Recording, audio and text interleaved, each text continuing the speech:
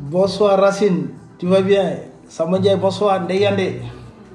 Bon ben, il sera 20h20 dans 5 minutes. Donc, on va essayer de respecter la règle. Pour logisticiens, on est toujours tenu par les délais. On va essayer de respecter le délai. 4 avril 2020, Incoterms 2020, 20h20. Bon, ouais, on écoute de la musique. L'excellent Idrissa Diop, son dernier album Time for Africa.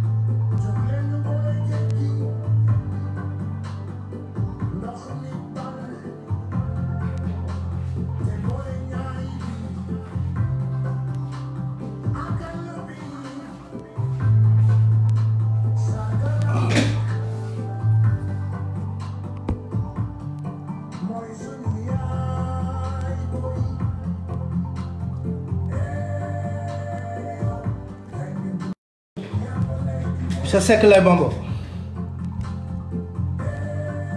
L'infatigable. Bonsoir Aliou, Abdourazak, Nilan Faye.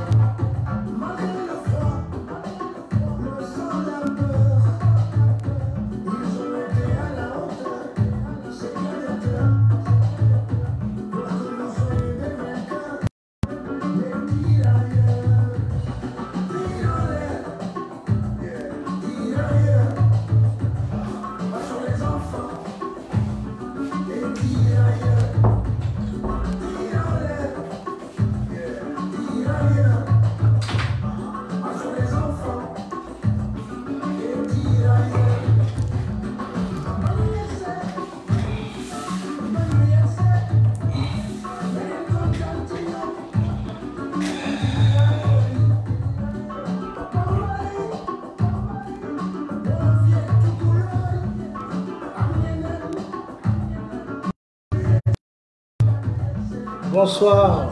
Fatou Faynia, Dabambo, Nilan Faye, Nelissa Medi, Khadijatou Dien, bienvenue à tout le monde. Bon, ben, il est 20h20, je pense qu'on peut démarrer. Alors, bonsoir à tout le monde, bonsoir à tous les téléspectateurs de Marketing TV Monde, bonsoir à nos chers intervenants, bonsoir à nos chers collègues qui ne cessent d'intervenir sur cette page professionnelle pour vous apporter leur modeste connaissance. Je vais aussi essayer de les emboîter le pas.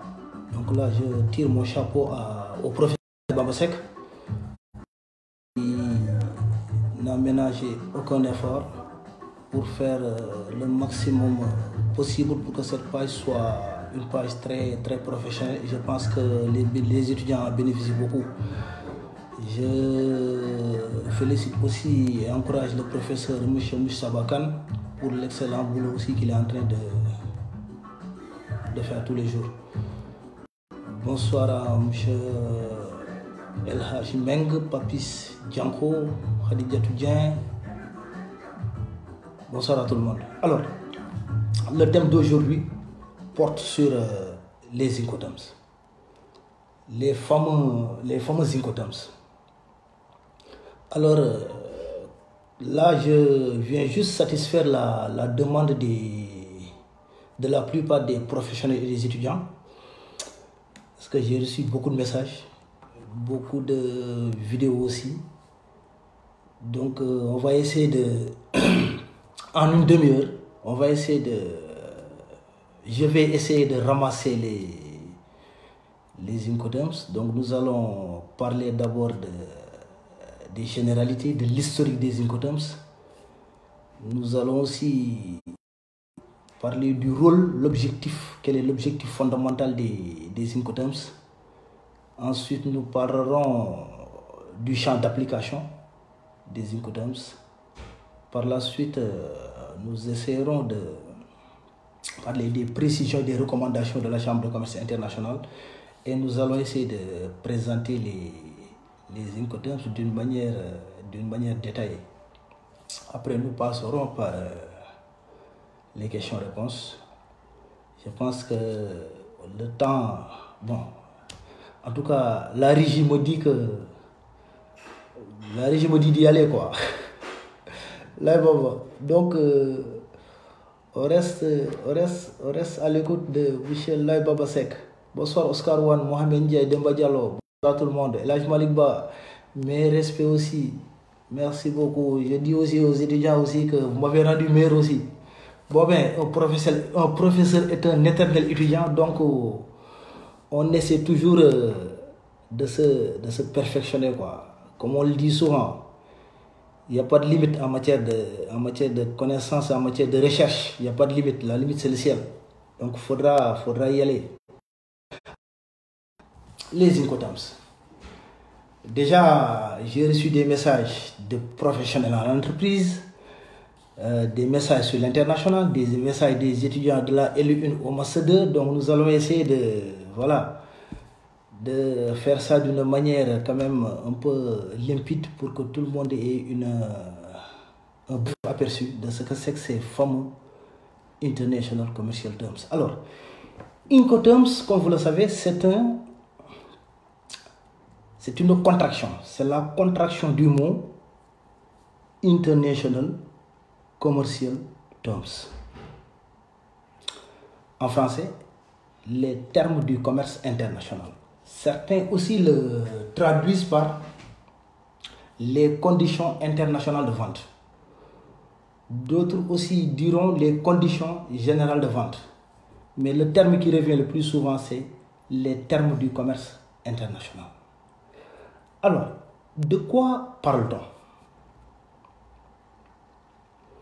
Vous savez tous que ce qu'on a appelé l'internationalisation des échanges. La mondialisation, ce qu'on appelle mondialisation de l'économie aujourd'hui. La mondialisation, c'est 3 phases. Il y a la première phase qu'on appelle l'internationalisation des échanges. C'est le moment où les économies l'économie était contrôlée par les États. Là, on peut dire que c'est la période qu'on appelle les 30 glorieuses, la période qui va de 1945 à 1975. À partir de 1975 jusqu'à 1990, on a assisté à ce qu'on appelle la transnationalisation. La transnationalisation, c'est lorsque les économies ont échappé aux autorités étatiques pour être contrôlées par les firmes multinationales. Et à partir de 1990, on a commencé à parler de mondialisation. Mais cette internationalisation des échanges a favorisé pour les commerçants internationaux l'ouverture à des marchés de plus en plus vastes. Le nombre de pays acteurs du commerce international a augmenté, ainsi que la diversité des marchandises échangées. Alors, que s'est-il passé dès lors? Il y a eu beaucoup de problèmes et beaucoup d'erreurs dans la rédaction et dans l'exécution des contrats de vente internationaux. Il y avait pas mal de malentendus entre vendeurs et acheteurs. Pourquoi? Parce que quand on parle de commerce international, il y a toujours un exportateur, un importateur, si vous voulez, un fournisseur, un destinataire, si vous voulez aussi un vendeur et un acheteur. Alors, si ces deux parties ne parlent pas la même langue, il y a une barrière, ce qu'on appelle une barrière linguistique. Donc il y a forcément problème, il y a souci dans l'interprétation du contrat de vente international. Alors, c'est en ce moment que la Chambre de commerce internationale est intervenue. On appelle CCI, ou en anglais International Chamber of Commerce, basée à Paris. Dès l'année 20, la Chambre de commerce a commencé à poser des actes pour trouver le moyen de clarifier et de faciliter les contrats de vente internationaux. Alors, en 1936, la Chambre de commerce internationale a créé ces fameux Incoterms, International Commercial Terms. Alors, la première version des Incoterms date de 1936. Mais après, on va parler de l'historique et nous verrons que les premiers Incoterms sont même antérieurs à la Chambre de commerce internationale. Alors, quand la CCI a créé ces Incoterms-là, la CCI a précisé les Incoterms sont des clauses, sont des normes, sont des termes standards applicables dans les contrats de vente internationaux de marchandises.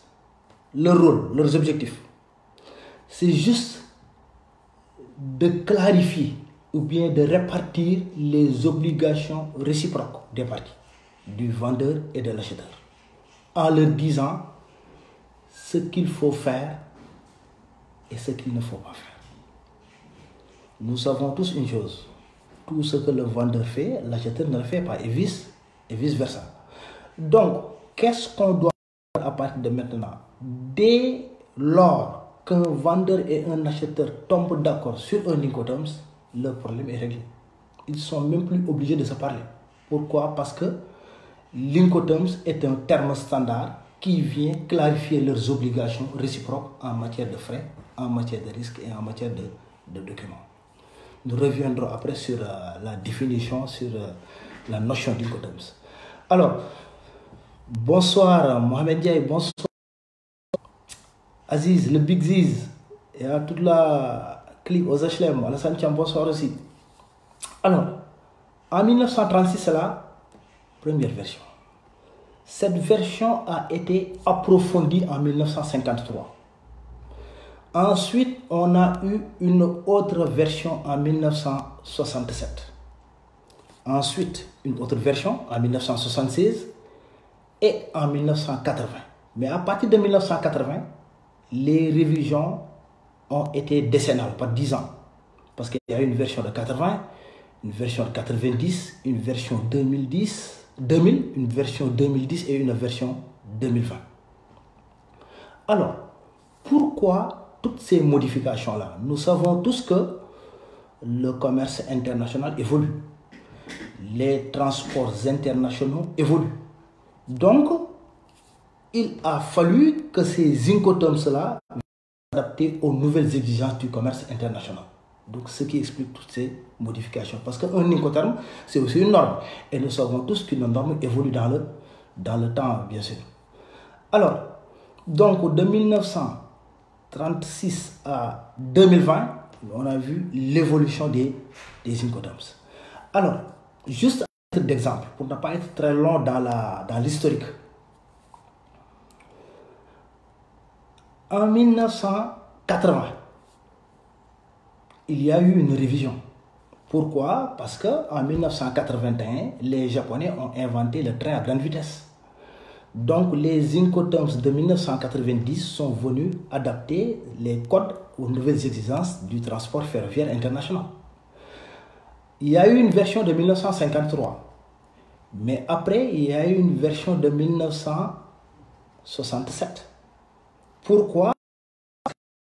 Le 6 avril 1956, Malcolm McLean, un transporteur routier américain, a inventé le conteneur. Et nous savons tous que le conteneur est une révolution dans les transports internationaux. Donc la version de 1967 est venue adapter les Incoterms aux nouvelles exigences de la conteneurisation. Ainsi de suite, ainsi de suite. Exemple, à titre d'exemple aussi, en 2001, en septembre, les attentats. Donc les Incoterms 2010 sont venus avec des nouvelles mesures de sûreté en matière de transport aérien international.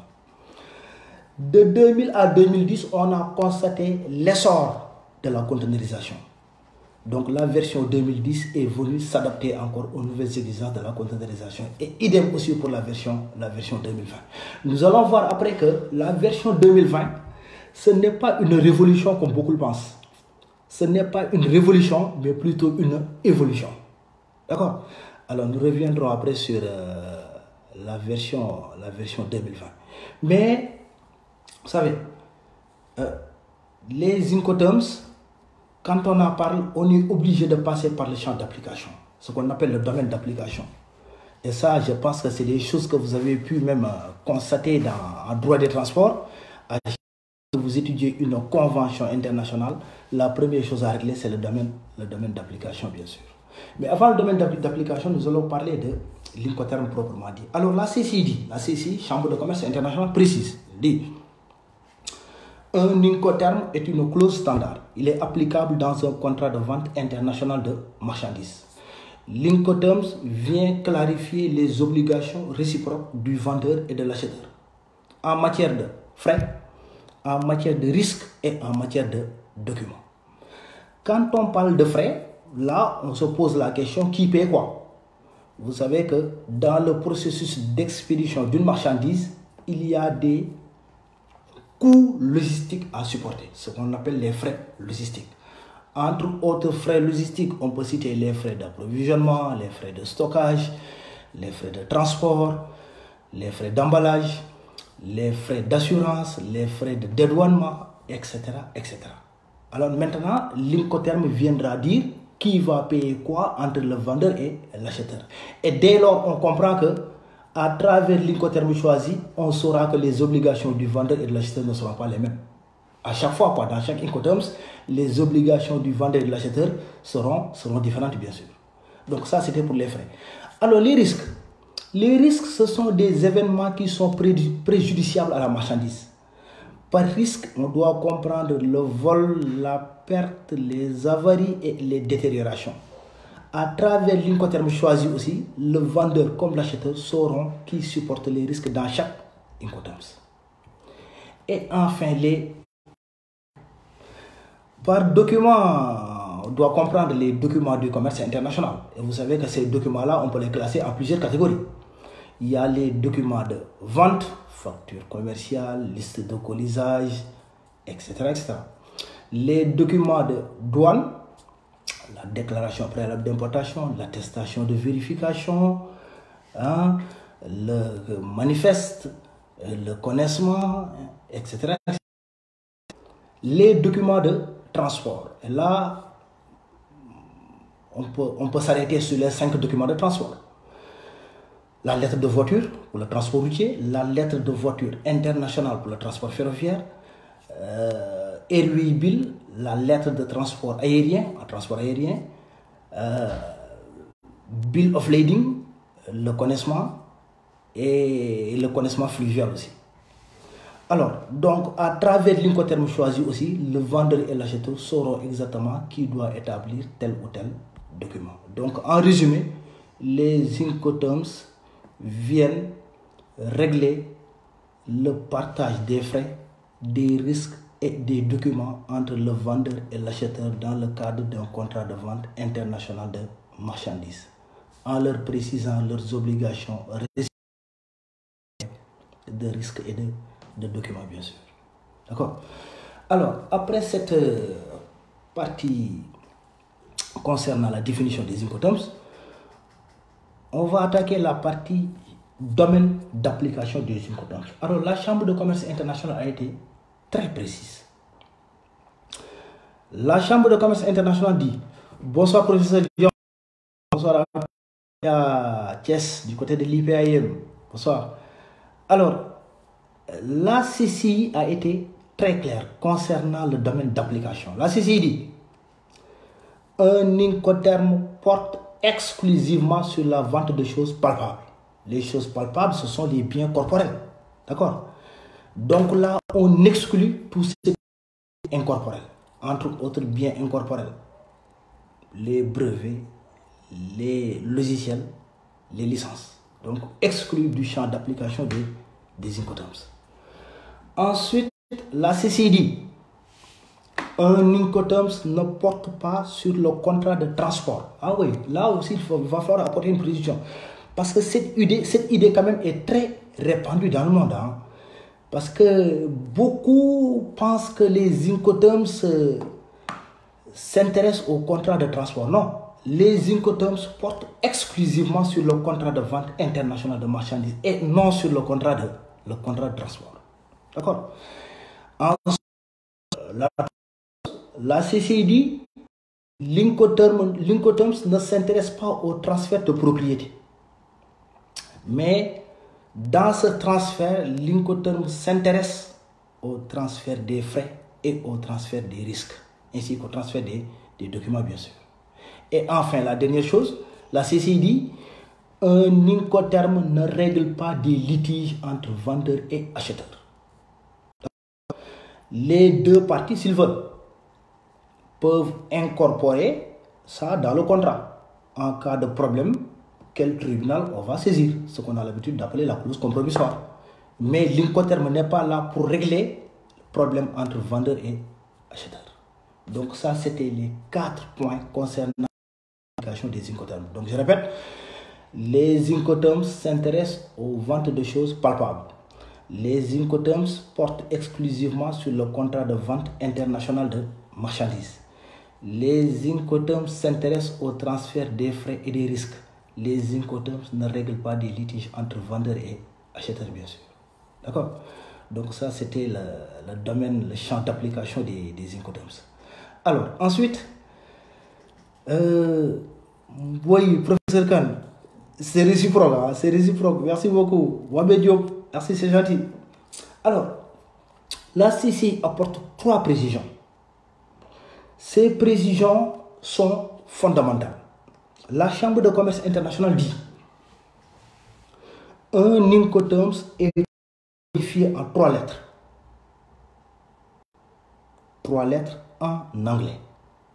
Après, nous allons faire la présentation détaillée des incoterms. Vous verrez que tous les incoterms ont été codifiés en 3 lettres. En anglais. La Chambre de commerce internationale a précisé: les incoterms existent en français, en anglais, en portugais, en espagnol, en allemand et la dernière version même en arabe et en chinois. Mais la Chambre de commerce internationale dit: l'anglais reste la langue de référence des incoterms et il faut les utiliser en en anglais bien sûr. D'accord? Et là, je vous apprends rien. Nous savons tous que l'anglais est la langue commerciale, bien sûr, en matière de commerce international, bien sûr. D'accord? Papis Djanko, est-ce que je peux revenir sur les Incoterms 2020? J'ai pas encore attaqué la partie 2000 ni la partie 2010. Donc 2020 arrive bientôt. Kitolo, bonsoir. Adam Stune, bonsoir aussi. Alors, donc je disais, un Incoterms est codifié en 3 lettres, suivi de la localisation géographique. Nous reviendrons sur la localisation après. Mais 3 lettres en anglais. L'anglais reste la langue de référence des Incoterms. Ensuite, la Chambre de commerce international dit les parties doivent toujours préciser laquelle des versions elles entendent appliquer. Pourquoi? Parce que il y a une nouvelle version de 2020. Beaucoup pensent que la version 2010, la version 2010 passe aux oubliettes. Non. Certains pensent que la version 2000 passe aux oubliettes. Non. La version 90 aussi n'est pas la poubelle. Il faut comprendre une chose. Le contrat de vente est un contrat consensuel. Il est animé par la liberté des parties. D'accord? Donc, c'est comme le contrat de transport d'ailleurs. Hein.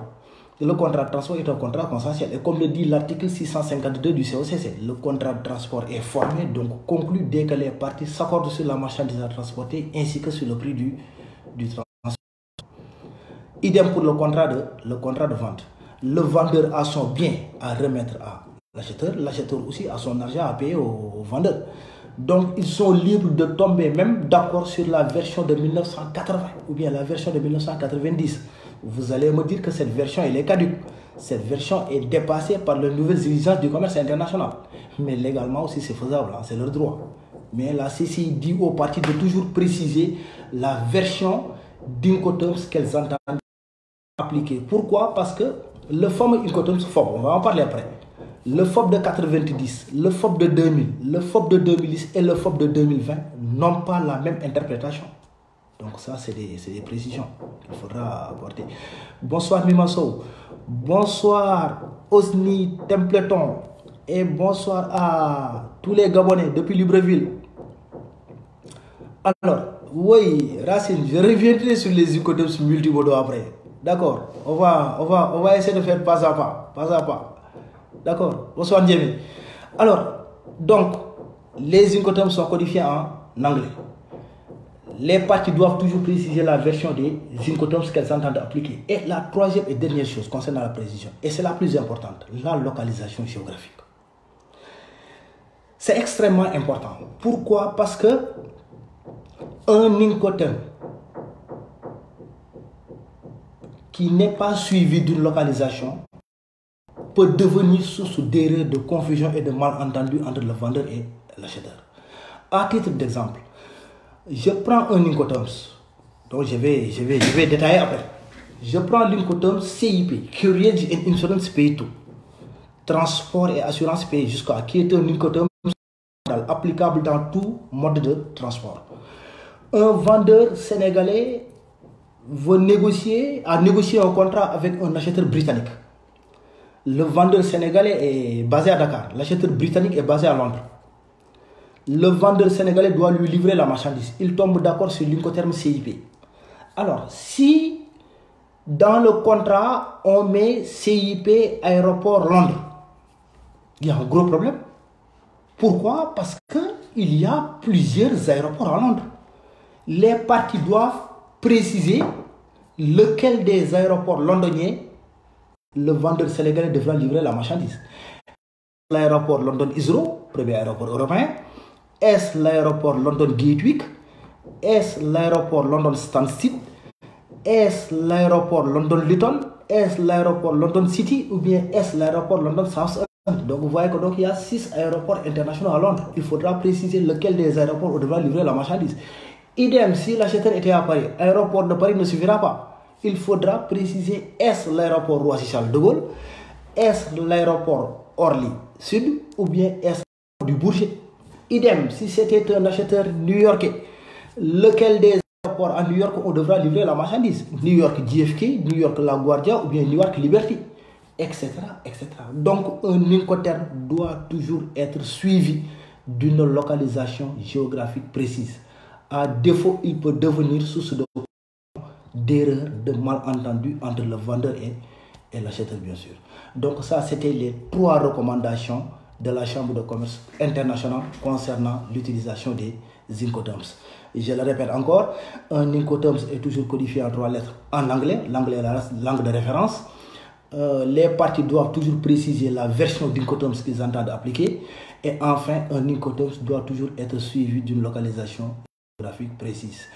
Nous verrons après que, avec les Incoterms maritimes, la localisation ne se pose pas. Pourquoi? Parce que si vous écrivez FOB Dakar, ou bien SIF Marseille, ou bien FAS Le Havre, ou bien FOB Rotterdam, on sait forcément que c'est le port. Pourquoi? Parce que ces 4 Incoterms-là sont des Incoterms exclusivement maritimes. On reviendra sur ça après. Donc ça, c'était la première partie pour, bref, ramasser. Pour ceux qui nous ont suivis en ligne, Daouda Sembène, bonsoir. Mohamed Lamine Dao, Mina Mimi Mbaye, Aïcha Rasoul, Fabak Satou Sarr, Adja Kineloum, Adja Kanoum, bonsoir à tout le monde. Donc pour ceux qui nous ont... Pour ceux qui ont pris le train en marche, donc on a un peu ramassé les Incoterms. Les Incoterms ont été créés en 1936, révisés en 53, 67, 76, 80, 90, 2000, 2010 et la version de 2020. Toutes ces modifications, c'est juste pour adapter les Incoterms aux nouvelles exigences du commerce international. Donc un Incoterms est un code, est une clause standard applicable dans un contrat de vente international de marchandises. Il vient préciser les obligations réciproques du vendeur et de l'acheteur en matière de frais, de risques et de documents. Par frais, on doit comprendre les coûts logistiques supportés par la marchandise. Par risque, les événements préjudiciables à la marchandise, le vol, la perte, les avaries, les dégâts, etc. Et documents, donc c'est les documents de transport, les documents d'assurance, les documents de douane, les documents de commerce, etc., etc. Alors, le domaine d'application, la CCI dit qu'un Incoterm porte sur la vente de choses palpables. Un Incoterm porte exclusivement sur le contrat de vente international de marchandises et non sur le contrat de transport. Un Incoterm s'intéresse au transfert des frais et des risques. Un Incoterm ne règle pas des litiges entre vendeurs et acheteurs, bien sûr. Alors, maintenant, pour ce qui concerne les risques, on peut les régler tout de suite. Pourquoi? Parce que la CCI a précisé une chose. Quand on dit risque, il y a le... Bonsoir à mon petit frère, notre juriste, Fouré Dramé depuis Paris. Bonsoir, Mr. Fo, et big up à toi. Alors, la CCI dit il y a 2 catégories d'Incoterms pour ce qui concerne les risques. Il y a des Incoterms de vente au départ et il y a des Incoterms de vente à l'arrivée. Les Incoterms de vente au départ, c'est tout Incoterms commençant par la lettre E, F et C. Je répète, il y a 2 catégories d'Incoterms. Les Incoterms de vente au départ et les ventes à l'arrivée. Par Incoterms de vente au départ, ce qu'il faut comprendre, ce sont les Incoterms commençant par la lettre E, F ou bien C. Avec ces Incoterms, les risques du transport international sont supportés par l'acheteur. Cela veut dire quoi? Vous savez tous que dans ces coûts logistiques qu'on a cités tout à l'heure, les coûts les frais de douane, les frais d'assurance, les frais de transport, les frais de manutention, les frais d'emballage, etc. La partie transport est la plus compliquée. Ce n'est pas pour rien que le transport est le maillon le plus sensible de la chaîne logistique. Et nous savons tous que les vols, les pertes, les détériorations, les avaries interviennent souvent soit dans les opérations de transport ou bien dans les opérations de manutention.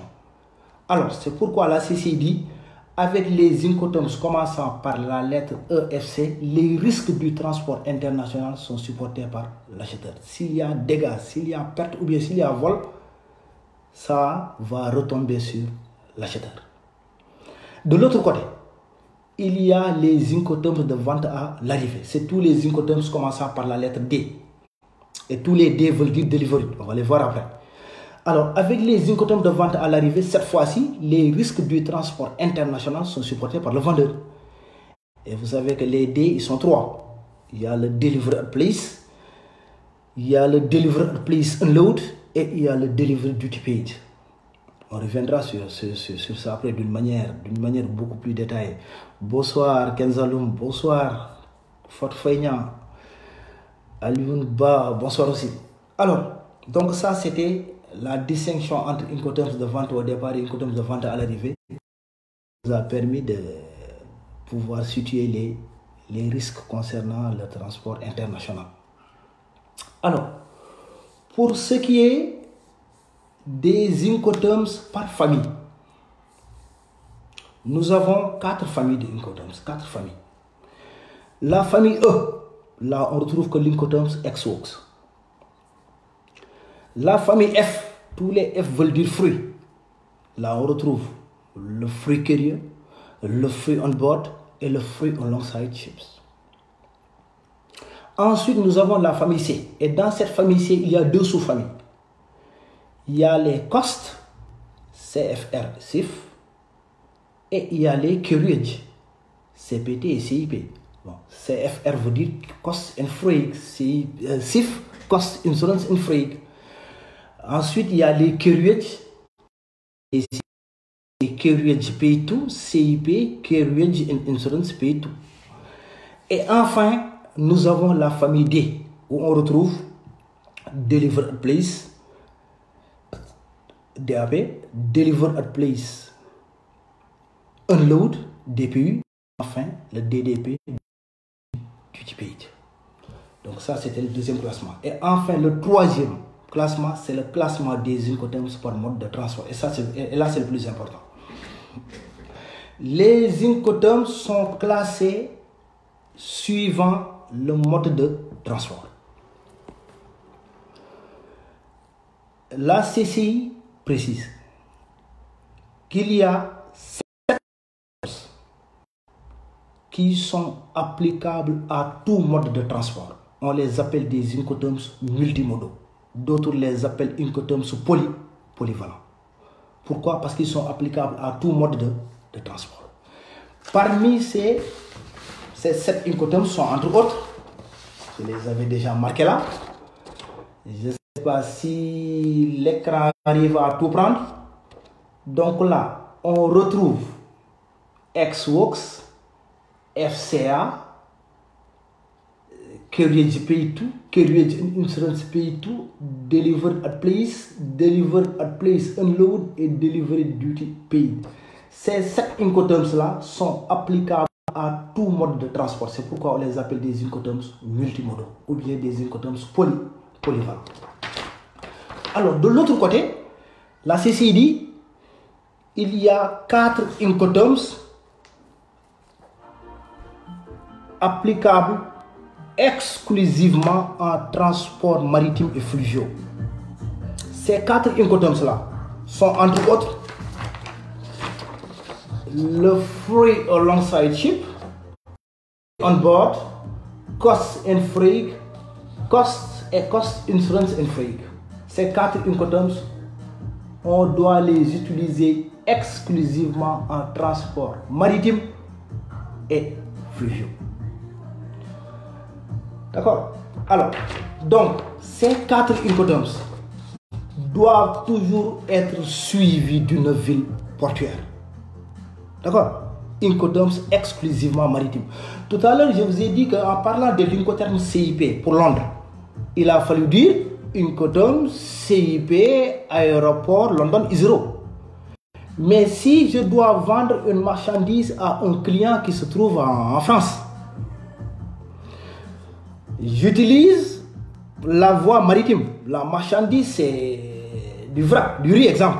Je dois l'expédier à Marseille. Là, il me suffit juste de dire SIF Marseille. Je ne suis pas obligé de dire port de Marseille. Pourquoi? Parce que SIF est un Incoterms exclusivement maritime. Forcément à Marseille, il y a un port. Oui, c'est pas pour la pub, hein. Les Parisiens, je vois, ils commencent à s'activer. C'est parce que nous, Marseille, on est sur la Méditerranée et on a un très grand port. On a le deuxième port français après le Havre. Hein? D'accord. Alors donc, 7 Incoterms multimodaux et 4 Incoterms exclusivement maritimes et fluviaux, bien sûr. Donc ça, c'était juste la première partie nous permettant de ramasser les Incoterms. Bonsoir à Laïcho Kondiaï, Babacar Diouf, Mamadou Kébé. Bonsoir à tout le monde. Alors, c'était le classement des Incoterms, non seulement par vente, départ, vente, arrivée, classement des Incoterms par famille et classement des Incoterms par mode de transport, bien sûr. Alors, maintenant, juste pour apporter quelques remarques concernant toujours les Incoterms. Parce qu'il faut toujours clarifier que les Incoterms sont extrêmement sensibles. Et souvent, il y a souvent des problèmes d'interprétation avec les Incoterms tout le temps. Ce qu'il faut comprendre, c'est qu'un Incoterm se positionne toujours du côté du vendeur. Toujours, jamais du côté de l'acheteur. Si vous voyez dans un contrat Incoterm SIF Dakar, l'Incoterm est en train de nous dire ce que le vendeur doit faire. Quels sont les frais, quels sont les documents que le vendeur doit établir. D'accord? Parce que, je l'ai dit au début, il y a le vendeur, il y a l'acheteur. Si on sait exactement ce que fait le vendeur, tu n'es pas obligé de me dire ce que fait l'acheteur. Parce que tout ce que le vendeur fait, l'acheteur ne le fait pas et vice versa, bien sûr. D'accord? Alors, bonsoir Raja Sek Papiba. Bonsoir Ismaël Emar. Alors, donc je disais, un Incoterm se positionne toujours du côté du vendeur et jamais du côté de l'acheteur. Il y a aussi une question qui revient souvent. Est-ce que dans tous les Incoterms, celui qui supporte les frais supporte les risques? Non. C'est valable pour les Incoterms E, F et D. L'exception, c'est la famille C. Parce que la famille C, celui qui supporte les frais ne supporte pas forcément les risques. Alors maintenant, on va entrer dans la deuxième partie. On va essayer de... Oui, si vous avez des questions en même temps aussi, hein, je suis prêt à les noter et on va essayer d'y répondre, bien sûr. Alors, on va essayer maintenant de présenter les Incoterms. On va essayer de les présenter un par un pour apporter des clarifications. Ensuite, nous parlerons... Oui, on me signale qu'on peut parler des versions. Alors, si je dois remonter... Depuis 1936, on sera là à minuit, hein? D'accord. Mais juste une précision. J'ai dit tout à l'heure que la première version des Incoterms date de 1936. Mais on peut remonter au 19e siècle pour voir les prémices des premiers Incoterms. L'Incoterms qu'on appelait le FOB plus tard, le FOB, Free on Board, libre à bord du navire. Le FOB date de 1812. D'accord. Ensuite, l'autre Incoterms, le CIF, Cost Insurance Free, co-assurance et frais, il date de 1895. Donc ces Incoterms-là existaient déjà même avant la Chambre de commerce internationale. C'est des Incoterms qui étaient utilisés par transport, en transport maritime, bien sûr. Alors, la version 2020. Mais avant de parler de version 2020, il faut que quand même... là, c'est l'Incoterm même qui m'impose de revenir 20 ans en arrière. Déjà, dans la version 2000, vous savez que dans la version 2000 des Incoterms, on avait 13 Incoterms. 13 Incoterms. Dans ces 13 Incoterms, il y avait un Incoterms qu'on appelait le DEC. Deliver exquis. En français, rendu à qui? Cet Incoterms a été supprimé et remplacé par l'Incoterms Deliver at Terminal en 2010. D'accord? En 2000, on avait un Incoterms Deliver exquis. En 2010, Deliver at Terminal. Il a remplacé le DEC. Alors, pourquoi le DAT, la CCI a jugé nécessaire de remplacer le DEC par le DAT? Nous savons tous que les configurations des ports ont beaucoup évolué. Parce que depuis la fin des années 90, les ports ont beaucoup changé. Aujourd'hui, vous allez dans un port, je prends l'exemple du port autonome de Dakar. Je profite de l'occasion d'ailleurs pour saluer tous les professionnels qui sont dans la zone portuaire. Alors, vous allez au port de Dakar, on vous dira que le port de Dakar est divisé en 3 grandes zones. Il y a la zone nord, Bel Air, la zone sud, centre-ville, séparée par le port de pêche, le Môle 10. Au niveau de la zone nord, il y a à titre le terminal des hydrocarbures, le terminal à conteneurs, il y a le terminal vraquier du Sénégal. Vous allez au niveau de la zone sud, il y a le terminal roulier pour les véhicules, il y a Dakar Terminal de Bolloré, il y a aussi au niveau du Môle 3 les EMAS, les entrepôts maliens du Sénégal. Et je peux citer aussi d'autres endroits, hein, d'accord, la plateforme logistique Dakar Port qui se trouve en dehors du port, les opérations maritimes de Messi, etc., etc. Donc, la notion de quai avait suscité des problèmes.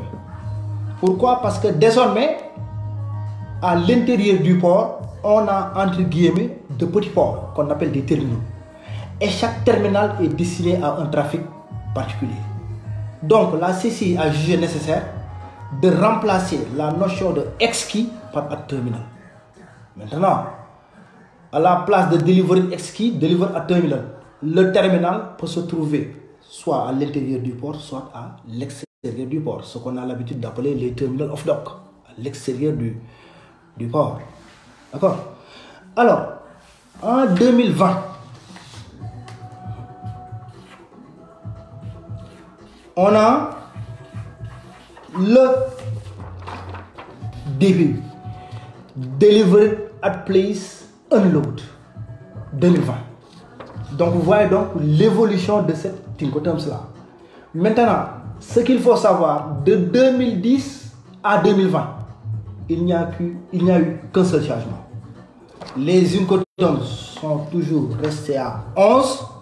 Il y a juste que le Deliver at Place Unload a remplacé le Deliver at Terminal. Ce même Deliver at Terminal avait remplacé en 2010 le Deliver ex-quai, bien sûr. Alors, je disais tantôt que de 2010 à 2020, ce n'est pas une révolution, mais c'est juste une évolution des incoterms. Les incoterms ont évolué, bien sûr. Donc, la CCI a juste apporté des confirmations, comment dire, certaines informations que la CCI avait déjà données en 2010. La CCI vient confirmer ces informations. On va en parler après. Alors, le premier de ces incoterms, c'est l'incoterms ex-works. Ex-works veut dire à l'usine. À l'usine de qui? À l'usine du vendeur. La CCI dit au vendeur, tu dois produire le bien, tu dois fabriquer la marchandise, tu dois l'emballer conformément au mode de transport et tu dois déposer la marchandise dans les carreaux de ces usines. Tu peux y inclure ta marge bénéficiaire. Dépendant de la nature de la marchandise, tu dois les mettre sur palette. Les obligations du vendeur sont terminées. C'est pourquoi l'incoterms ex-works, on l'appelle incoterms carreau usine. Le vendeur doit déposer les marchandises de ces usines. Donc, si le vendeur se limite au carreau de ces usines, cela veut dire quoi? L'acheteur doit supporter toute la logistique internationale. L'acheteur va se déplacer pour venir récupérer la marchandise chez le vendeur et supporter toute la logistique internationale, bien sûr. D'accord? Ensuite, il y a une variante. Il y a une variante qu'on appelle ex-work loaded on, ex-work chargé sur. Cette fois-ci, le vendeur, en plus de fabriquer, d'emballer, de mettre sur palette, la CCI lui recommande d'emporter la marchandise. L'emportage consiste à ranger des colis dans un conteneur. Et ce conteneur-là, quand il finit de l'emporter, il doit le charger sur le véhicule qui est censé effectuer le pré-acheminement, qui est le petit transport qui quitte les usines du vendeur et qui va dans un port, bien dans un aéroport, ou bien dans une gare ferroviaire, routière ou bien fluviale, bien sûr. Donc ça, c'était pour l'incoterms ex-works. Donc ce classement-là, on va essayer de le faire on va essayer de classer les Incoterms, on va essayer de détecter les Incoterms polyvalents. Rappelez-vous les 7 polyvalents dont j'ai parlé tout à l'heure. Et après, nous allons parler des 4 Incoterms exclusivement maritimes et fluviaux. Alors, après l'FCA, après Exwalk, il y a l'Incoterms FCA. FCA veut dire fruit carrier. Fruit carrier veut dire transporteur. Alors, cet Incoterms est arrivé en 1980. Parce que dans la version de 1976, ce qu'il faut savoir, c'est que il y avait des Incoterms pour chaque mode de transport. À titre d'exemple, il y avait le free on truck, FOT, libre sur le camion. Il y avait le FAR, free on rail, libre sur le vent. Il y avait le FOA, free on airport.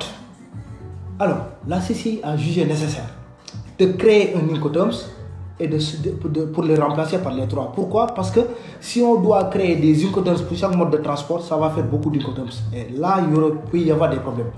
Alors, le FCA est venu remplacer ces 3-là. Free carrier.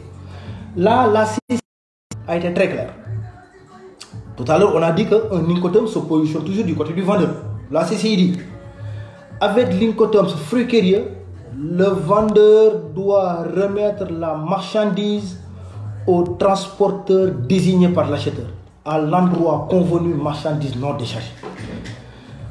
L'endroit convenu peut être un port, ça peut être un aéroport, ça peut être une plateforme, ça peut être une gare routière, ferroviaire ou bien fluviale. Pourquoi? Parce que FCA est un Incoterms poly applicable à tout mode de transport.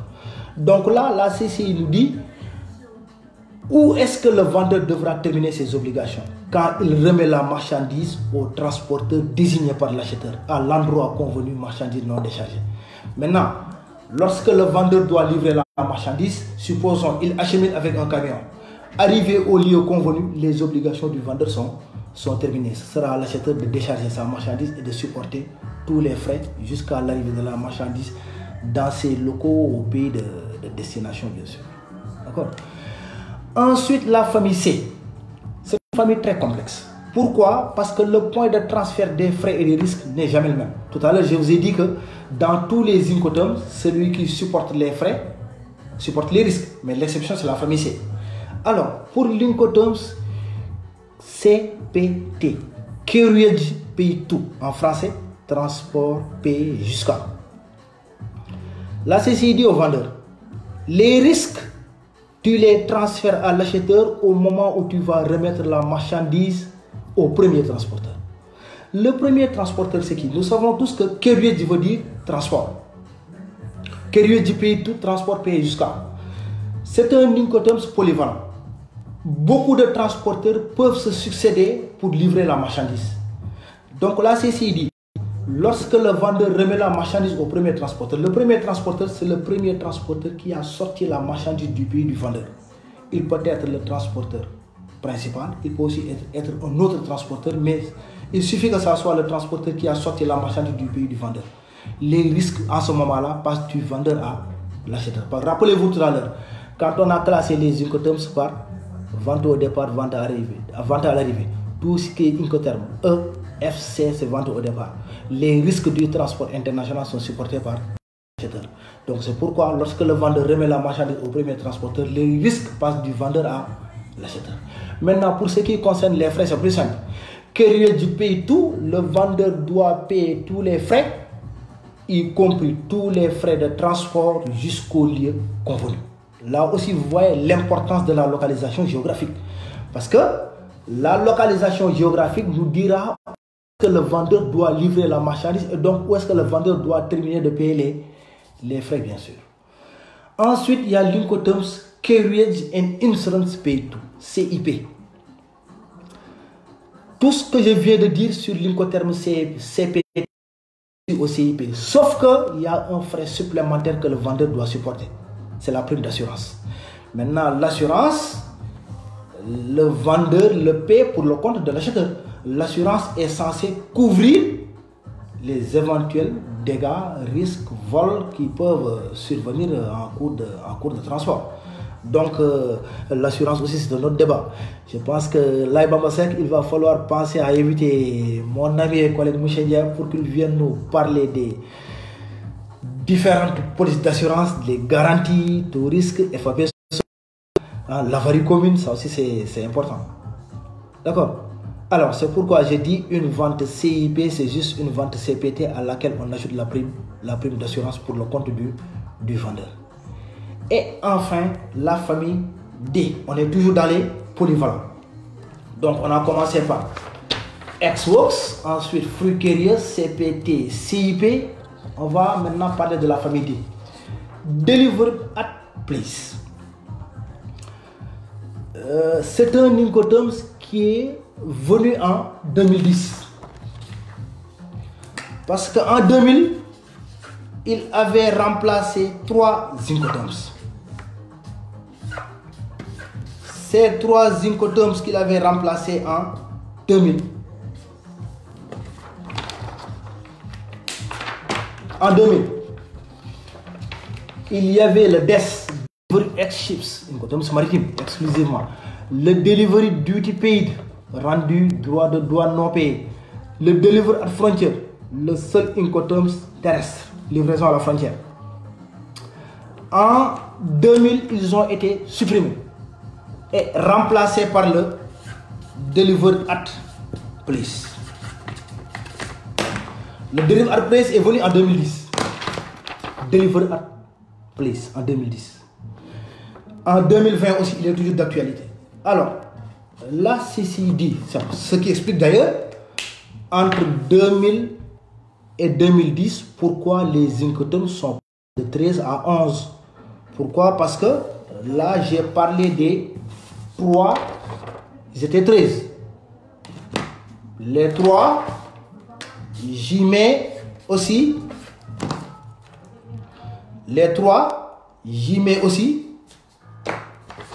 Le DEC, ça fait 4. 13 4 égale 9.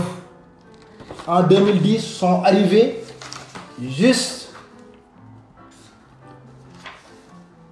le DAP, mais aussi ces deux-là, le DAP et le DAT sont arrivés en 2010.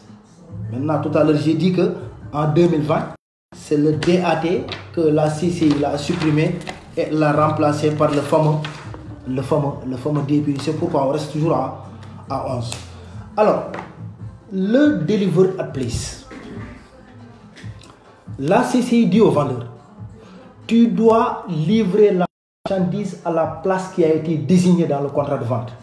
Mais quand tu livres cette marchandise, tu dois la livrer sur le moyen de transport arrivant, marchandise non déchargée et non dédouanée à l'importation. D'accord? Donc, le vendeur est censé livrer la marchandise à la place qui a été désignée. Maintenant, il y a ce débat international toujours, à savoir entre le vendeur et l'acheteur qui doit s'occuper des frais de post-acheminement dans l'Incoterms Delivered at Place. Mais je réponds, la réponse elle est toute simple. Je réponds que le post-acheminement, est-ce que c'est le vendeur ou bien est-ce que c'est l'acheteur? Tout dépendra de la localisation géographique. Parce que je suis vendeur français. Je dois livrer une marchandise à un client sénégalais. La marchandise passe par voie aérienne. Je quitte la marchandise, je livre depuis Paris. L'avion décolle de l'aéroport Roi Charles de Gaulle. Dans le contrat, on a mis Delivered at Place, aéroport international Blaise Diagne. Vous savez tous que lorsque cet avion atterrit à l'aéroport Blaise Diagne et que l'on livre la marchandise au village du cargo village, si vous voulez, zone de fret, les obligations du vendeur français sont terminées. Mais par contre, dans un autre contrat, si on dit Delivered at Place, Sodida HLM1, cette fois c'est différent. Le vendeur français livrer la marchandise à la zone de fret de l'AIBD ne suffira pas. Il va falloir qu'il trouve un moyen pour post-acheminer la marchandise jusqu'au niveau de la Sodida localisée aux HLM1. Donc vous voyez que donc, les obligations du vendeur peuvent différer concernant le post-acheminement bien sûr. Bonsoir Solène Boulard. Bonsoir Dadambo Radiasek. Oui, Incoterms on.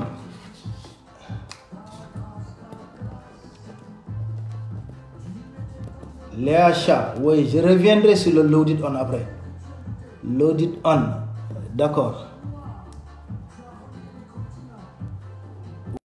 Ensuite, il y a la question d'Adambo. SIF Dakar. Après avoir payé le transport principal, c'est dans SIF qu'on paie l'assurance. Transport principal et assurance. D'accord. Bonsoir Solène Boulard. Bonsoir. Je passe aussi mes salutations à Martine Saleh, ma spécialiste en droit des transports. Et je passe le bonjour à toute la communauté à l'institution Sainte-Jeanne d'Arc Post-Bac. Bonsoir Quito. Bonsoir. Alors, donc ça c'était pour l'Incoterms Delivery at Place. Alors maintenant on en vient à la version 2020. Pourquoi? Parce que la seule différence entre 2010 et 2020, c'est l'Incoterms Delivery at Place Unload.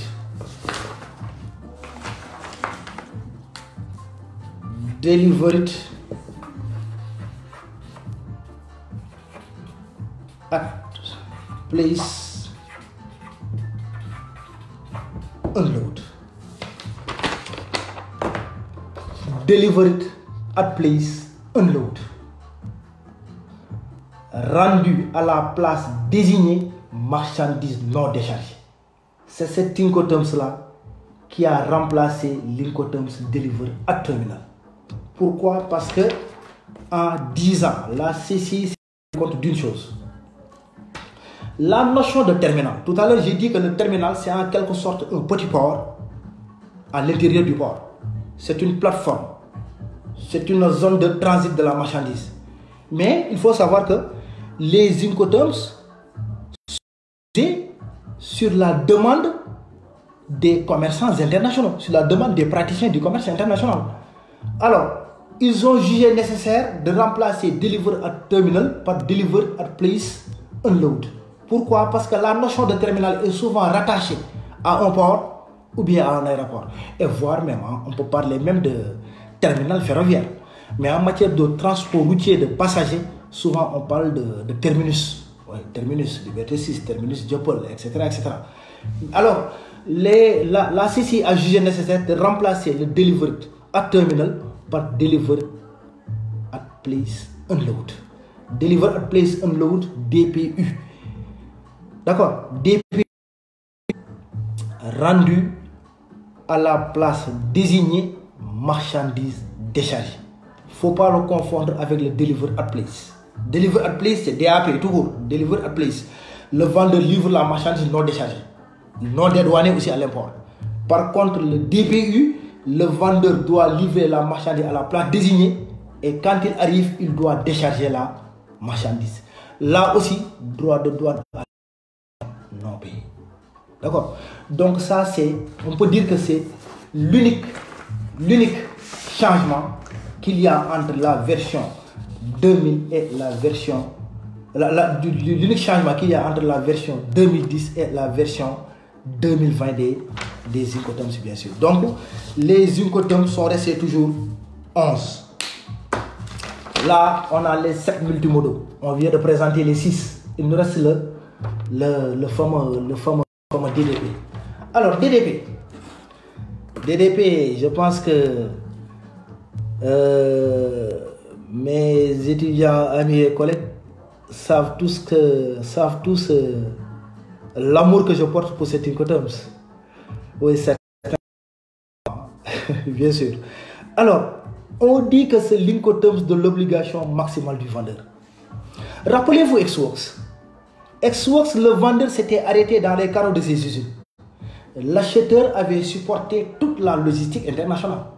Mais maintenant, le DDP, c'est l'opposé de Xworks. Cette fois-ci, l'acheteur restera chez lui.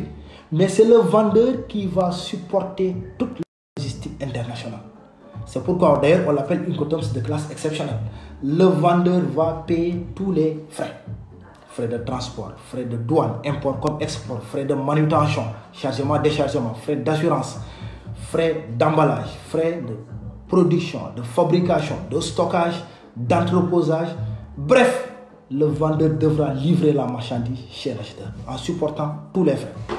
Attention, le vendeur livre la marchandise chez l'acheteur en supportant tous les frais, en supportant tous les risques et en établissant tous les documents. L'acheteur a deux obligations. C'est pourquoi on dit obligation minimale. Lorsque le vendeur livre la marchandise, ce sera à l'acheteur de décharger sa marchandise. Et si la marchandise est containerisée, ce sera à l'acheteur aussi de décoder sa marchandise, bien sûr. D'accord? Donc, DDP, obligation maximale du vendeur. Le vendeur paie tous les frais, c'est juste de l'entendement. En tout cas, le vendeur doit livrer la marchandise chez l'acheteur. D'accord? Alors, Incoterm de classe exceptionnelle. Bonsoir, Bambader. Mbaye Diagne, mon promotionnaire, ISCOM. Bonsoir, Daouda Semben. Bonsoir. Bonsoir, Tierno. Merci beaucoup. Merci, c'est gentil. Nilan Faye. Ah oui, je vois les partisans du DDP commencer à s'activer. Hein. D'accord. D'accord, j'ai reçu le message. Alors, donc, ça, c'était les 7 Incoterms applicables dans tout mode de transport, bien sûr. Donc, on va passer maintenant aux 4 Incoterms qu'on ne peut utiliser qu'en transport maritime et ou fluvial. Cette notion de transport fluvial est venue avec la version 2010 aussi. Parce que jusqu'en 2000, il y avait 6, ils étaient 6. FAS, FOB, CFR, CIF, DES et DEC. Vu que le DES et le DEC ont été supprimés, il reste 4. Les 4 Incoterms sont entre autres FAS, FOB, CFR et CIF. Alors nous allons essayer de présenter ces 4 Incoterms là. Alors ces 4 Incoterms là sont toujours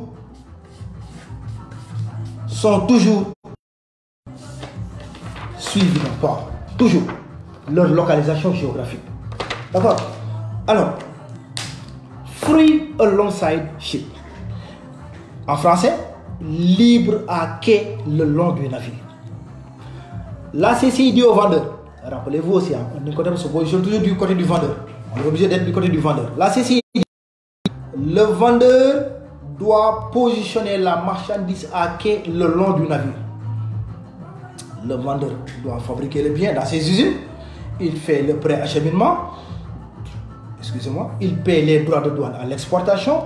Il arrive dans le port. Il décharge la marchandise du moyen de transport du préacheminement et il doit placer la marchandise à quai le long du navire. La CCI précise, c'est une obligation de lieu et de moment. Le vendeur ne doit pas placer la marchandise à quai tant que le navire n'y est pas. D'accord? Obligation de lieu et de moment. Alors, free alongside ship. Les obligations du vendeur donc se termineront le long du navire à quai. Tout ce qui reste, c'est pour le compte de l'acheteur, bien sûr. Après le free alongside ship, il y a l'Incoterms FOB.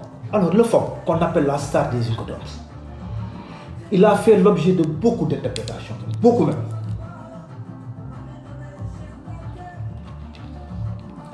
FOB, free on board. Libre à bord du navire. C'est l'Incoterm le plus ancien. Il date de 1812. Alors, le FOB avait posé des problèmes. Pourquoi? Parce que jusqu'en 2000, le problème de transfert de risque posait problème. C'était valable pour le CFR comme pour le CIF. Pourquoi? Parce que les risques passaient du vendeur à l'acheteur en pleine opération de manutention. Ce qu'on appelait la verticale du bastingage du navire. Alors c'était un peu, entre guillemets, fou. Pourquoi? Parce que comment des risques peuvent passer d'une personne à une autre en pleine opération de manutention. Et c'est pourquoi en 2000, ici a supprimé cette notion de bastingage du navire. Pour dire au vendeur, tu dois livrer la marchandise carrément à bord du navire. Alors c'est un Incoterm aussi exclusivement maritime.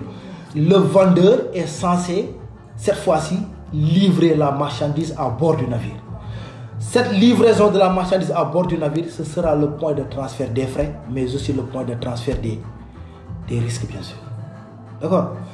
Alors, après le FOB, j'en viens au CFR et au CIF. Le CFR, Cost and Freight, coût et fret. Alors, la famille s'y revient. Le point de transfert des frais et des risques n'est jamais le même. La CCI dit au vendeur, la CCI dit, les risques passent du vendeur à l'acheteur avec l'Incoterm CFR lorsque les marchandises sont chargées à bord du navire au port de départ. Donc dans le pays du vendeur, lorsque le vendeur arrive au port, il charge la marchandise sur le navire, les risques passent du vendeur à l'acheteur. Mais les frais, le vendeur doit les payer jusqu'au port de destination. Cette fois-ci, je n'ai pas parlé de lieu de destination, mais j'ai parlé de port de destination. Pourquoi? Parce que le CFR est un Incoterms exclusivement maritime et donc le lieu de livraison de la marchandise, ce sera forcément un port, et le port qui se trouve dans le pays de l'acheteur, bien sûr. Alors maintenant, si le vendeur doit passer par faire des ruptures de charge, je prends un exemple, un vendeur hollandais doit livrer une marchandise à un client qui est basé en République démocratique du Congo. Dans le contrat, on a mis CFR Matadi. Matadi, c'est l'un des plus grands ports de l'Afrique centrale, qui se trouve en République démocratique du Congo, sur l'embouchure du fleuve Congo même. Alors, le navire a chargé au port de Rotterdam, premier port européen. La marchandise est transportée par Maersk Line, premier transporteur maritime mondial, compagnie danoise. Alors, nous savons tous que les navires font ce qu'on appelle des ranges. Les ranges, c'est quoi? Les navires font des rotations. Et dans ces rotations-là, les navires vont toucher plusieurs ports. Exemple, Maersk Line peut dire, je dois faire West African Range, la rangée ouest africaine. Alors, depuis, le navire quitte le port de Rotterdam, mais il a déjà fait 3 escales en Europe. Le navire a quitté Rotterdam. Il a fait escale à Dunkerque, escale à Marseille, escale à Algeciras, traverse le détroit de Gibraltar, arrive en Afrique. Ensuite, le port commence à toucher pratiquement tous les ports de cette rangée-là. Commence à Tanger, Nouadhibou, Dakar, Banjul, Conakry, Freetown, Monrovia, Abidjan, San Pedro, Douala, Port-Gentil, pour terminer à Matadi. Mais les navires n'entrent pas dans les ports et sortent gratuitement. Les navires doivent payer des frais de passage portuaire, des frais de transit portuaire, des frais de transbordement et voire même pour certaines marchandises, on doit payer ce qu'on appelle des honoraires d'agrément en douane.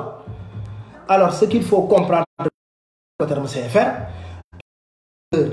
a choisi son navire, l'armateur peut faire plusieurs transbordements, mais lors du moment où le navire n'a pas encore atteint son port de destination, tous les frais sont supportés par le vendeur. On a dit CFR Matadi. Ce vendeur hollandais, tant qu'il n'a pas livré la marchandise au port de Matadi, il n'a pas encore terminé ses obligations, bien sûr. Enfin, l'Incoterm CIF. Les Africains connaissent d'ailleurs, préfèrent l'Incoterm CIF. Pourquoi? Parce que c'est un Incoterm où quand même l'acheteur se décharge des obligations documentaires. CIF, c'est juste une vente CFR à laquelle on ajoute la prime d'assurance pour le compte du vendeur. Maintenant, au Sénégal, en matière douanière, la valeur CIF est la base taxable. Oui, Alpha Malik, bon, c'est un peu difficile, je vais essayer de noter les questions en même temps. Alpha Malik Mbodji. Alpha Malik. Différence CIF CCI et CIF US. D'accord?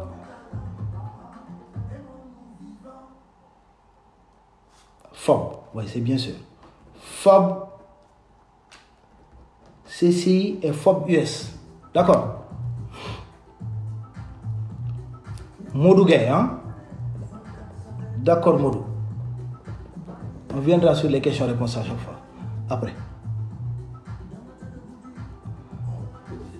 Oui, Fatou Binameng, pouvez-vous m'expliquer si c'est un transport aérien pour trouver douane import, pourquoi on prend 6 multiplié par 25%? Fatou, il y aura une émission exclusivement réservée à la douane. Hein? D'accord?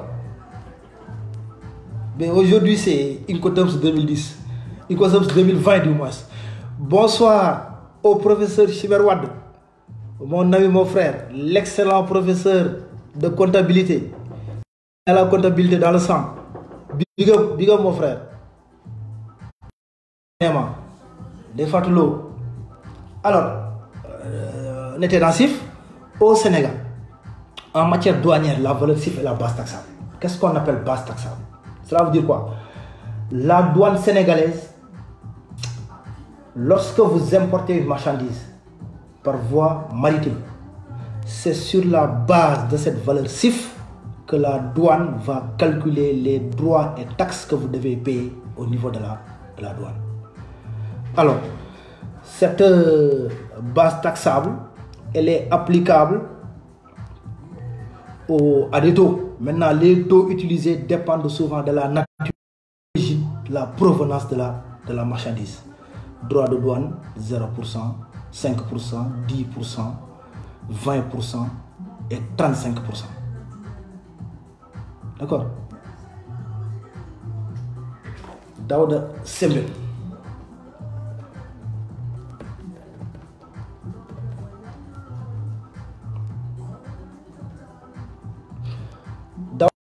Est-ce qu'il y a-t-il, professeur, y a-t-il des économies sur lesquelles vous trouvez des failles? D'accord, j'ai noté.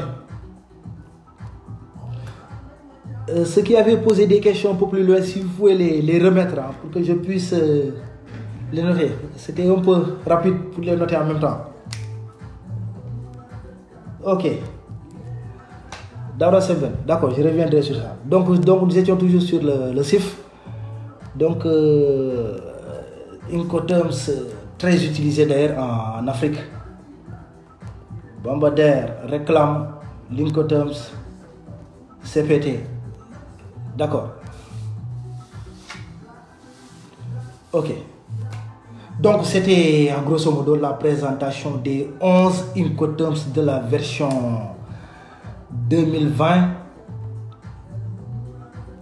D'accord. D'accord, Mordio, la notion de passage du bassingage. D'accord. C'est noté. Donc vous voyez donc ce que je disais tout à l'heure. La version 2020. On s'est tous rués dans cette version 2020. Alors que la plupart des informations fournies par la version 2020, c'est juste des informations qui figuraient dans la version 2010 et que la CCI vient encore clarifier. C'était juste ça. À titre d'exemple, un exemple, en 2010, la CCI avait dit que ces 4 Incoterms, on ne peut les utiliser qu'en transport maritime conventionnel. FAS, FOB, CFR, CIF. Lorsque la marchandise est containerisée, on ne peut pas utiliser ces Incoterms-là. À la place de FAS-FOB, vous utilisez FCA. À la place de CFR, vous utilisez CPT. À la place de CIF, vous utilisez CIP. Les Incoterms FCA, CPT et CIP, ils sont qualifiés d'Incoterms modernes. Pourquoi? Parce qu'ils s'adaptent à tout mode de transport. Et vous savez, avec ces 3 Incoterms, la marchandise ne traîne jamais dans un port, dans un aéroport ou bien dans une gare. Non, non. La marchandise est toujours remise à un transporteur. Rappelez-vous, pour CPT et CIP, les risques passent du vendeur à l'acheteur lorsque la marchandise est remise au premier transporteur. Pour FCA, les risques passent du vendeur à l'acheteur lorsque la marchandise est remise au transporteur désigné par l'acheteur. C'est pourquoi ils sont qualifiés d'Incoterms modernes, mais aussi ils s'adaptent aux nouvelles technologies des transports, bien sûr. Tcherno Alassane. Oui. Logistique et Covid-19. On en avait parlé dans la semaine, hein?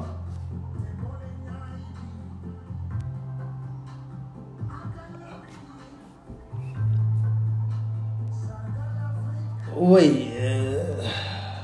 Racine, qu'est-ce que je retiens des Zincotoms 2020? D'accord.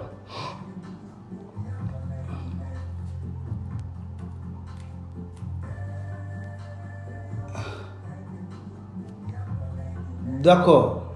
L'excellent Aliou Diouf qui assure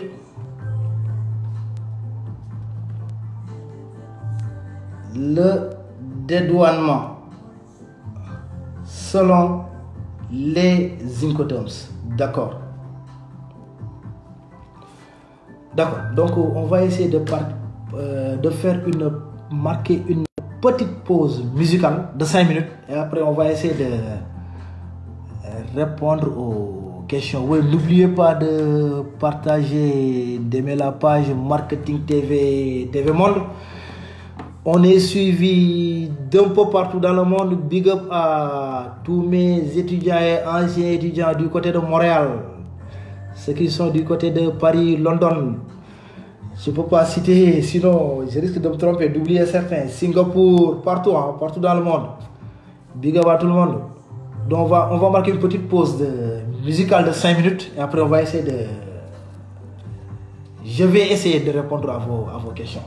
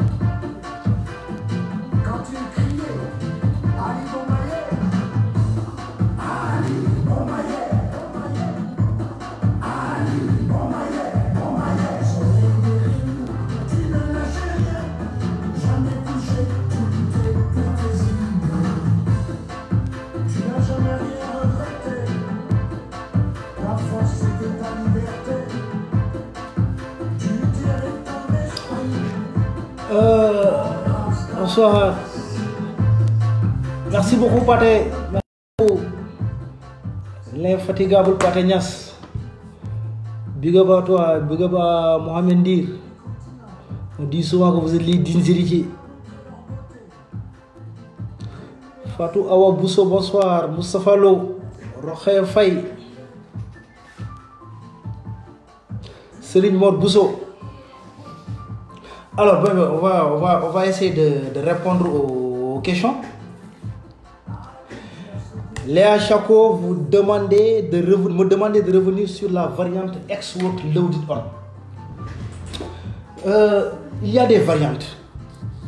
Vous savez tous que en matière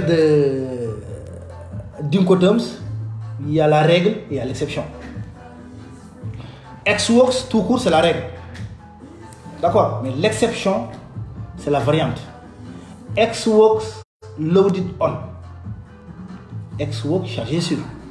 Nous savons tous que avec l'incoterm X-Work, le vendeur doit fabriquer le produit. Il doit emballer le produit conformément au mode de transport. Il peut y inclure sa marge bénéficiaire. Il doit, dépendant de la nature de la marchandise, il doit la mettre sur palette. Ces obligations sont terminées. Les obligations du vendeur se terminent dans les carreaux de ses usines. D'accord? Ça, c'est l'incoterms X-Works classique.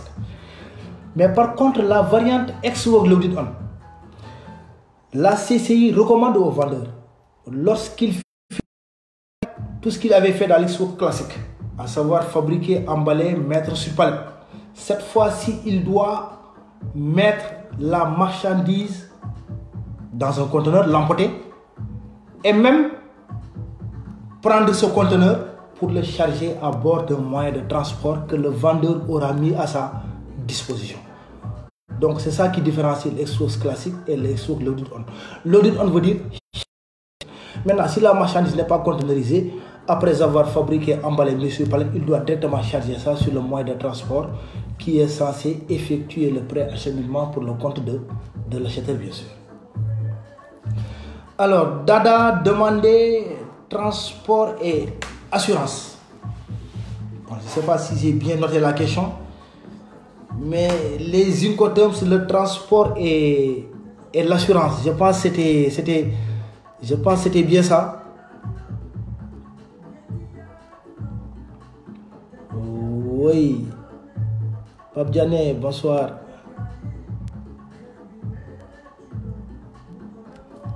Pape Diané, cette question m'avait échappé. Pape Diané demande DPU Sodida via maritime, comment le vendeur dédouaner les marchandises? Est-ce que le vendeur doit dédouaner les marchandises? D'accord. Fabiane. Alors, Dada, pour la question concernant le transport et l'assurance. Ce qu'il faut savoir, c'est simple, très simple. Dans tous les Incoterms commençant par E et F, c'est l'acheteur qui paie le transport principal. Par contre, dans tous les Incoterms commençant par C et D, c'est le vendeur qui paie le transport principal. Maintenant, concernant l'assurance aussi, elle est simple, elle est très simple. Seuls CIF et CIP donnent aux vendeurs l'obligation de payer la prime d'assurance. Mais dans les autres Incoterms commençant par la lettre D, le vendeur n'est pas obligé de payer l'assurance. Mais la CCI lui conseille de le faire. Pourquoi? Parce que ce sont des Incoterms de vente à l'arrivée. Et nous savons qu'avec les Incoterms de vente à l'arrivée, c'est le vendeur qui supporte les risques du transport international.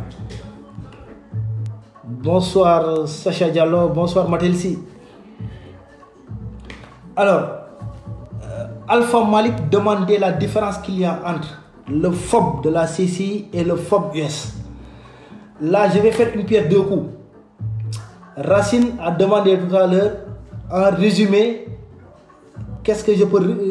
comment je peux résumer la version 2020. Ça fait partie aussi des confirmations importantes. C'est pourquoi j'ai dit que la version 2020 n'est pas une révolution, mais c'est une évolution. Alors, vous connaissez les Américains. Je vous apprends des Américains. Les Américains ont leurs propres Incoterms. À titre d'exemple, les Américains ont un FOB qui a 6 variantes. FOB, oui, Free On Board, qui a 6 variantes. Parmi ces 6 variantes, il n'y a qu'une seule de ces variantes qui correspond au FOB de la Chambre de commerce internationale. C'est ce que les Américains appellent le FOB Vessel. Et vous savez que Vessel veut dire navire. Donc la CCI recommande aux commerçants internationaux, lorsqu'ils doivent traiter avec leurs homologues américains, qu'ils doivent toujours leur préciser, s'ils négocient avec le FOB, ils doivent toujours leur préciser que c'est leur FOB Vessel. Parce que c'est le seul FOB américain qui correspond au FOB de la Chambre de commerce international, bien sûr. Ensuite, je pense que Alpha Malik et Modougay avaient la même question. Fatou, concernant votre question, là, il y aura une émission exclusivement réservée à la douane, parce que là, on est déjà presque à 2 heures d'émission. Semben demande quelles sont les failles des Incoterms. Je n'utiliserai pas le mot faille, mais peut-être j'utiliserai le mot limite, les vides des Incoterms. Ce qu'il faut retenir, les Incoterms ne sont pas d'application obligatoire. Les Incoterms sont facultatifs. Ils sont d'application facultative. Le vendeur et l'acheteur sont libres de les appliquer ou de ne pas les appliquer, bien sûr. D'accord.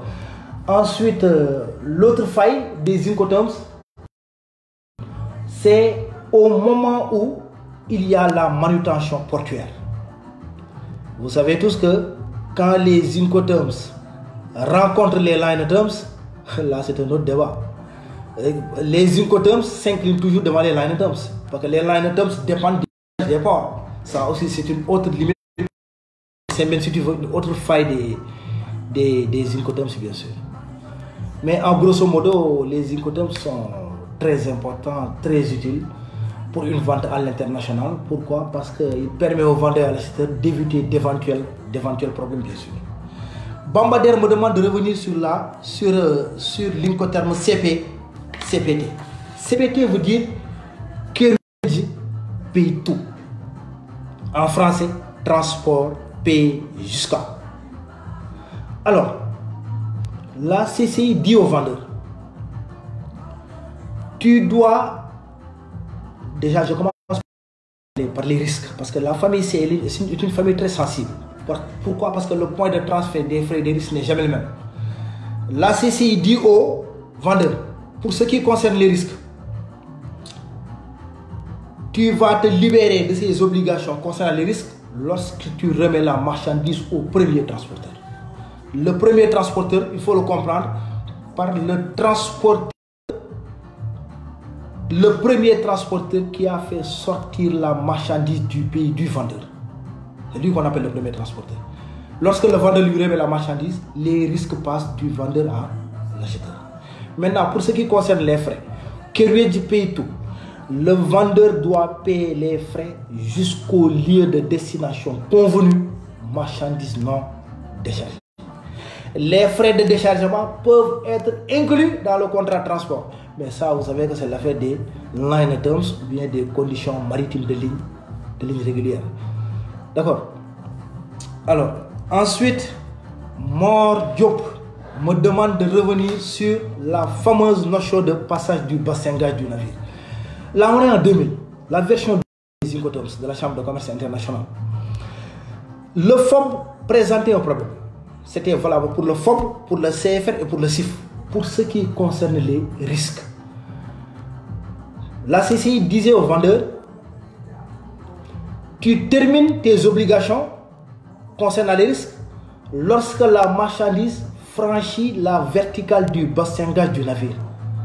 Le bassin-gage du navire, c'est le bord avant supérieur du navire. Les étudiants disent souvent le balcon du navire, d'accord. Lorsque la marchandise arrive là-bas, chargée par le vendeur, mais en pleine opération de manutention, les risques passent du vendeur. Mais il y a un problème. Du moins, il y avait un problème. Pourquoi? Parce que si la marchandise tombait sur les terre-pleins, ou bien si la marchandise tombait à bord du navire, c'est la responsabilité de qui? Vous voyez donc la complexité de cette notion de passage du bassin-gage du navire. Et c'est la raison pour laquelle, en 2010, la CCI avait supprimé le passage du bassin-gage et avait précisé aux vendeurs les risques, tes obligations concernant les risques, tu les termines lorsque tu vas charger la marchandise à bord du navire, bien sûr. Ensuite, il y a Racine qui me demande qu'est-ce que je retiens des Incoterms 2020. Vous savez, il y a eu un débat sur ça, c'était vers les mois de juillet, août, septembre, avant la publication de la nouvelle version. Il y avait beaucoup de débats, il y avait des spéculations sur les Incoterms. Mais finalement, toutes ces spéculations sont tombées à l'eau. Les Incoterms sont restés à 11. Le Deliver at Terminal a été supprimé et remplacé par le Deliver at Place Unload, qui est toujours un Incoterms polyvalent. Maintenant, la CCI a confirmé des informations. Exemple, la CCI vient confirmer encore pour dire il y a une obligation de sûreté concernant les marchandises. Parce que vous savez, avec les trucs de terrorisme international, l'affaire des colis piégés, tout ça, etc., etc. Sécurité des marchandises. Ensuite, la CCI vient préciser encore ces 4 Incoterms-là, qui sont le FAS, le FOB, le CFR et le CIF, on ne peut les utiliser que dans un transport maritime conventionnel. Le transport de marchandises en vrac, les pondérés, exemple, le riz, le mil, le maïs. Quand vous transportez ce genre de produits-là, vous ne pouvez utiliser que les Incoterms maritimes et fluviaux, à savoir le FAS, FOB, CFR et CIF.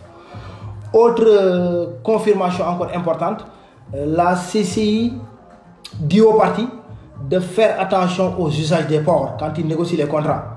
Parce que un acheteur négocie une vente CIF, mais ils ne tiennent pas compte des réalités portuaires. Alors que vous allez dans les ports où la manutention est sous la mainmise de l'autorité portuaire, du gestionnaire du terminal à conteneur, exemple, etc., etc. Donc la CCI vient encore répéter et vient encore confirmer encore ces informations, bien sûr. D'accord. Ensuite, autre précision encore, concernant la prime d'assurance. Seuls CIF et CIP donnent aux vendeurs l'obligation de payer la prime d'assurance. Mais avec les Incoterms de vente à l'arrivée, à savoir DAP, DPU et DDP, le vendeur n'est pas obligé de payer l'assurance. Mais la CCI lui conseille de le faire. Pourquoi? Parce que ce sont des incoterms de vente à l'arrivée. Le vendeur, dans une vente à l'arrivée, le vendeur supporte les risques du transport international, bien sûr. Aliou Diouf demande qui assure le dédouanement import-export selon les incoterms. Là, Aliou, je vais te répondre d'une manière très simple.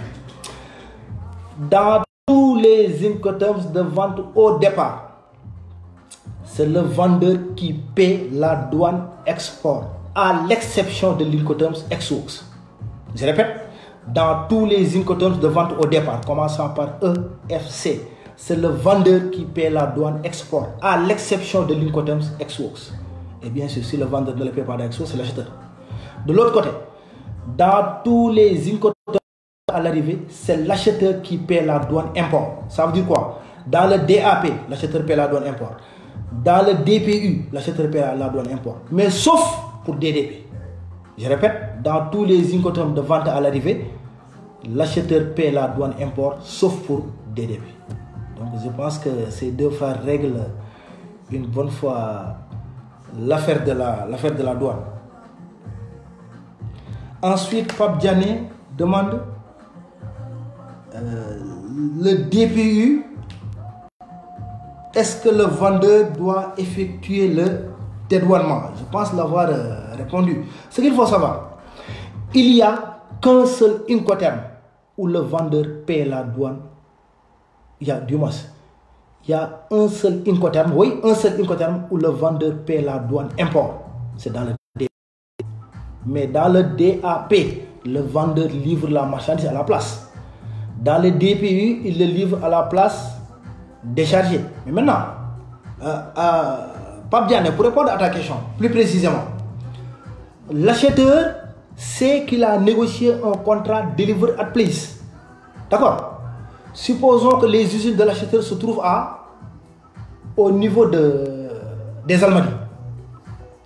Mais cet acheteur-là, lorsque le vendeur arrive avec son moyen international, cet acheteur est censé contacter son transitaire pour que son transitaire aille au port, à l'aéroport, à la gare ferroviaire frontalière pour effectuer les opérations de dédouanement à l'importation. L'acheteur saura que la douane import fait partie de ses obligations. Donc l'acheteur ira régler avec son transitaire et ensuite le vendeur pourra continuer son poste de cheminement, bien sûr. D'accord? Tout ce que le vendeur fait, l'acheteur ne le fait pas et vice versa, bien sûr. D'accord? Ensuite, oui, je pense que c'était les questions.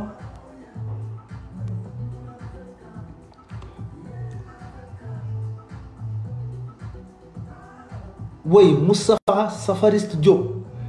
Est-ce que les incoterms sont indépendants des autres contrats de transport? Des autres contrats, transport, je vais afficher plus, assurance, financement. Là, je vois l'excellent Racine qui répond, bien sûr, mais ils interagissent avec ces autres contrats. Mais vous avez tout dit. Vous avez tout dit. Les incoterms ne sont pas indépendants des autres contrats. Mais ils interagissent. Parce que vous savez, tout à l'heure j'ai dit, l'incoterms concerne le contrat de vente. On est d'accord? Vendeur-acheteur. Mais ça va agir sur le contrat de transport maritime, exemple. Pourquoi? Parce que j'ai négocié avec un homologue qui se trouve à Abidjan. Je suis vendeur, je suis basé à Dakar. L'acheteur est basé en Côte d'Ivoire, à Abidjan. Je dois livrer la marchandise CIF Abidjan. D'accord? Au port de Dakar. Pourquoi? Parce que dans une vente CIF, c'est le vendeur qui est censé payer le fret maritime. Le vendeur, moi vendeur, je fabrique la marchandise dans mes usines, je l'emballe, je la mets sur palette, je la mets sur un camion, je fais le pré-acheminement jusqu'au port de Dakar. Arrivé au port de Dakar, je paie les droits de douane à l'exportation dans la zone portuaire. Auparavant, j'ai contacté l'armateur Bolloré Africa Logistics. Bolloré me précise que sa taxation, c'est 90 000 francs CFA l'unité payante. L'unité payante, c'est la tonne, le mètre cube supérieur à l'avantage du navire. Parce que vous savez qu'en transport maritime, la règle d'équivalence entre le poids et le volume est de 1 tonne égale 1 mètre cube à l'avantage du navire. On cherche le poids en tonnes, on cherche le volume en mètre cube, on les compare. Le plus élevé sera l'unité payante. Pourquoi? Parce que c'est à l'avantage du transporteur maritime. 90 000 francs CFA lui paie. Mais l'armateur me précise que le fret maritime est coté sous parent Abidjan. Cela veut dire quoi? L'armateur Bolloré Africa Logistics va s'occuper des frais de chargement à Dakar et des frais de déchargement à Abidjan. Mais alors que dans une vente CIF, moi, vendeur sénégalais, je suis censé livrer la marchandise au port d'Abidjan non déchargé. Là, vous voyez que donc il y a le contrat de manutention qui vient s'interagir dans le contrat de vente. Et là, la CCI maintenant apporte une autre précision pour dire que faites attention aux autres contrats qui sont voisins. Donc, ils s'interagissent quoi, comme Racine l'a dit. Maintenant, dans pareil cas, la solution c'est quoi? En tant que cas particulier, les Incoterms ne peuvent pas régler le problème de la manutention portuaire. Les Incoterms s'inclinent toujours devant les liner terms. C'est pourquoi à l'époque, en 90-2000, il y avait les fameuses notions de CIF landed ou bien CIF débarqué, etc. etc. Donc, voilà, je pense avoir répondu à... Oui, il y a la question de Tierno Alassane, logistique Covid-19. Oui, vous savez, je ne vais pas être long, parce que là on est bientôt à 2 heures, je ne vais pas être long. L'année passée, on a fait une émission sur la logistique. La logistique, c'est tout un ensemble d'organisations. La logistique consiste à apporter ce qu'il faut, là où il faut et quand il faut. Mais nous vivons une période extrêmement compliquée. Pourquoi? Parce que tout le monde veut le même produit au même moment. Là, je parle des exemples, je prends l'exemple juste des masques. Tout le monde veut le même produit au même moment. Sans doute, vous avez juste entendu que la Chine devait livrer 600 000 masques à l'Italie. L'avion devait quitter Shanghai pour Rome. L'avion a fait escale à l'aéroport de Prague, en République tchèque. Mais les Tchèques se sont emparés des masques. Problème, tout le monde veut le même produit. Là, c'est-à-dire qu'on est dans une situation de sauve-qui-peut. La semaine passée, une société chinoise devait livrer, bien sûr, toutes ces informations-là sont vérifiables sur Internet. Une société française devait livrer des masques à une société française. Ce qui s'est passé, c'est quoi? Les Américains sont venus acheter les masques sur le tarmac de l'avion. La société chinoise a dû changer de plan de vol pour livrer les produits aux États-Unis. Voilà, on vit une situation extrêmement compliquée. Maintenant, la logistique, dans tout ça, joue son rôle, hein, parce que les avions cargo continuent toujours de voler. Les avions cargo, comme l'IATA l'a précisé, sont une valeur sûre dans cette lutte contre le Covid-19 pour l'acheminement des matériels au lieu convenu. Parce que le monde, on vit un monde actuellement, un monde, je ne sais même pas comment le qualifier, hein, parce que il y a une désorganisation totale, hein, d'accord. Maintenant, si vous réveillez Staline ou bien Roosevelt pour lui dire que la Russie apporte de l'aide aux États-Unis, il ne faut pas le croire, hein. D'accord? Si vous réveillez certaines, je ne veux pas citer de nom, pour leur dire que des médecins cubains viennent soutenir l'Italie, ils ne vous croiront pas. Donc là, on vit une période extraordinaire de l'histoire. Continuons toujours à prier Dieu pour qu'il nous accorde une très bonne santé et dit que ce Covid-19. Donc je pense que on a essayé de ramasser tout ça grosso modo. J'espère que je m'excuse, j'espère que j'ai pas été trop long, mais en ces périodes de confinement aussi, je me dis que aussi c'est juste pour échanger, pour nous enrichir aussi. C'est juste un échange pour nous enrichir. Donc je remercie à tout le monde pour vos participations, vos encouragements, vos messages. Donc d'ici peu, peut-être la semaine prochaine, on essaiera de parler d'une autre rubrique. Peut-être qu'on prendra les line items, on peut prendre aussi les transports aériens, on peut prendre aussi les transports maritimes. Les thèmes ne manquent pas. Donc bonne soirée à tout le monde et surtout continuons de respecter les directives du ministère de la Santé, respectons le couvre-feu, respectons l'état d'urgence, lavons-nous les mains, évitons les contacts, les rassemblements et ensemble nous vaincrons ce Covid-19 pour revenir dans des jours meilleurs bien sûr. Donc bonne soirée à tout le monde, portez-vous bien, prenez soin de vous et prenez soin de votre famille. Merci à tous. Bonne soirée à l'infatigable, l'inusable, le multimodal Laye Bamba Seck. Et bonne soirée au professeur Moustapha Kane. Je vous passe mes salutations et mes respects aussi. Merci à tous. Bonne soirée et bien des choses à tout le monde.